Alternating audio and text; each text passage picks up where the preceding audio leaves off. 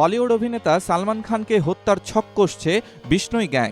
এই ঘটনায় ৫ জনকে গ্রেপ্তার করেছিল পুলিশ। তাদের জেরা করে একের পর এক চাঞ্চল্যকর তথ্য জানতে পেরেছেন তদন্তকারীরা। ইতিমধ্যেই তার চার্জশিট পেশ করেছে মুম্বাই পুলিশ। চার্জশিটে উল্লেখ করা হয়েছে, সালমান খানকে হত্যা করতে ২৫ লক্ষ টাকার চুক্তি করে বিষ্ণই গ্যাং। শুধু তাই নয়, বলিউড তারকাকে হত্যা করতে তাদের বড় পরিকল্পনা ছিল। সেজন্য তুরস্কে তৈরি জিগনা পিস্তলও তারা নিয়ে এসেছিল।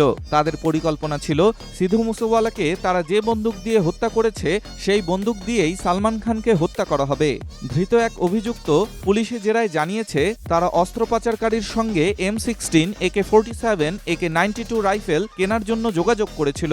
এই ঘটনায় পুলিশ ইতিমধ্যেই ১৭ জনের নামে মামলা দায়ের করেছে। তার মধ্যে গ্যাংস্টার লরেন্স বিষ্ণইও রয়েছে। সিধু মুসেওয়ালা হত্যাকাণ্ডের পর থেকেই বলিউড তারকা সালমান খানকে টার্গেট করেছিল Lawrence Bishnoi gang. Mumbai police আগে থেকে খবর পেয়েই অভিনেতার নিরাপত্তা বাড়িয়ে দিয়েছিলেন। সালমান খানের বাড়ির চারপাশের নিরাপত্তাও বাড়ানো হয়েছিল। কিন্তু তারপরেও সালমান খানের বাড়ির সামনে গুলি চালানোর ঘটনা ঘটে। সিসিটিভি ফুটেজ দেখে সেই ঘটনায় বেশ কয়েকজনকে গ্রেপ্তার করে পুলিশ। লরেন্স বিষ্ণই আহমেদাবাদের জেলে বন্দী রয়েছেন। জেলে বসেই বলিউড তারকাকে হত্যার পরিকল্পনা করেছিল সে। কিভাবে সেই পরিকল্পনা সে বাস্তবায়িত করতে চেয়েছিল তা জানতে হোয়াটসঅ্যাপ মেসেজ খতিয়ে দেখছেন তদন্তকারীরা। সালমান খানের পানভেল ফার্ম হাউসেও ঢোকার চেষ্টা করেছিল আততায়ীরা।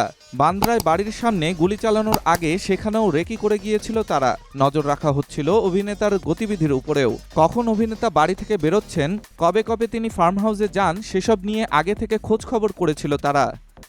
ডেস্ক রিপোর্ট, স্টার সংবাদ।